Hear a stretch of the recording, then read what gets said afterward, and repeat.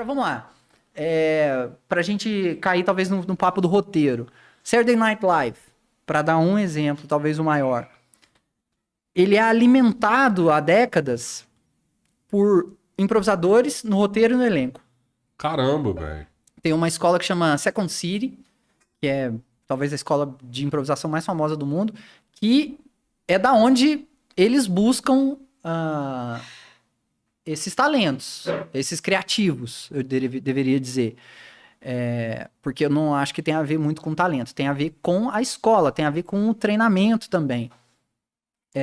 Então, de novo, para você contar uma história improvisada boa, você precisa saber o que faz uma história ser boa, ou qual é a ordem das coisas, ou seja, aquilo que eu falei, a sua história no começo ela não pode ser muito boa. O Keith Johnston, que é o papa da improvisação, ele falava assim, too interesting too soon, ou seja, muito interessante, mas muito cedo. Calma.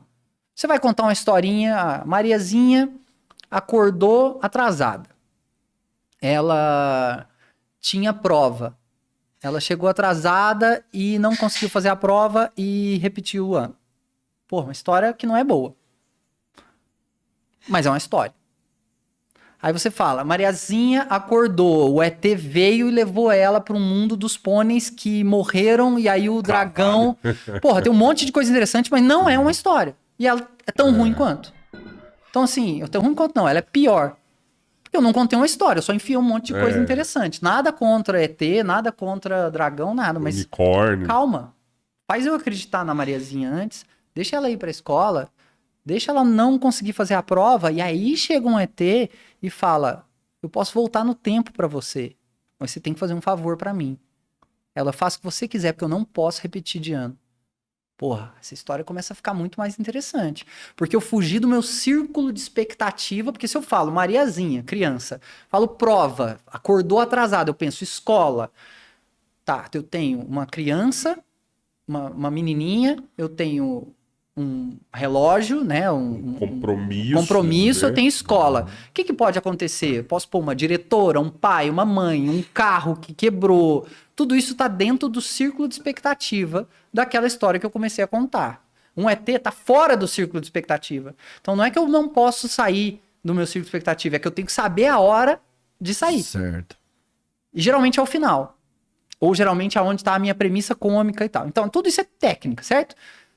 Então, para você improvisar, você precisa saber quais são os componentes de uma boa história.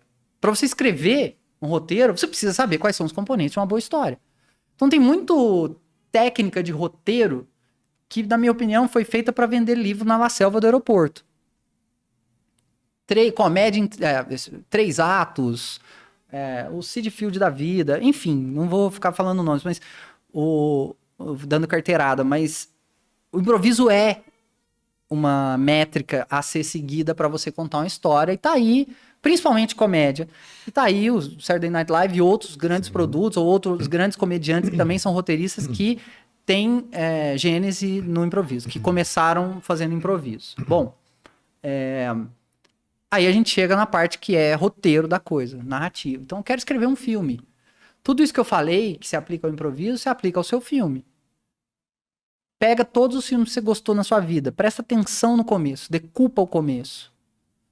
Provavelmente você vai ver uma personagem acontecendo uma coisa com ele que você se relaciona, que você tem empatia por ele, porque ele quer que entre uma GoPro na cabeça dele.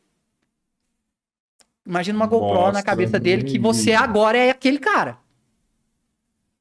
Você é aquele cara. E aí aquela história vai acontecer e, pro bem ou pro mal, você vai analisar aquele filme inconscientemente baseado no que você faria se tivesse no lugar daquele cara.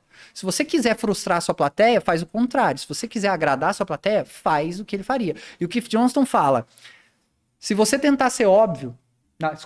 Desculpa, se você tentar ser original, a plateia vai te perceber óbvio. E se você fizer o óbvio, a plateia vai te achar original. Ele ficava repetindo, be obvious, guys, be obvious. Caramba. Faz o óbvio. Depois você pensa, pelo menos cria o óbvio antes. Então, porque a gente não gosta de se sentir burro em casa. A gente tá completando a coisa. A mesma coisa da casca de banana. Sim. Eu preciso entregar o passo. Eu preciso dar 2 passos antes de cair na casca de banana. Pra que a pessoa pense, ele tá caminhando, eu sei como é caminhar. Ah, aconteceu um negócio. O que fez ele cair? Eu não mostrei? Não é risada, é um constante, meu Deus, o que aconteceu? Ah, dá um take na banana, já se você for o diretor. Mostrou. Aí o cara fala, entendi o que aconteceu. Esse elemento que entrou, e esse elemento pode ser, aí se você estiver fazendo um filme, vai ser qualquer outra coisa. Fala galera, vocês acabaram de ver um corte do podcast Três Irmãos. Se você gostou, se inscreve no nosso canal, dá um like aí no vídeo e vai lá no nosso canal principal, podcast Três Irmãos. Lá você vai ver na íntegra todos os nossos episódios. Valeu!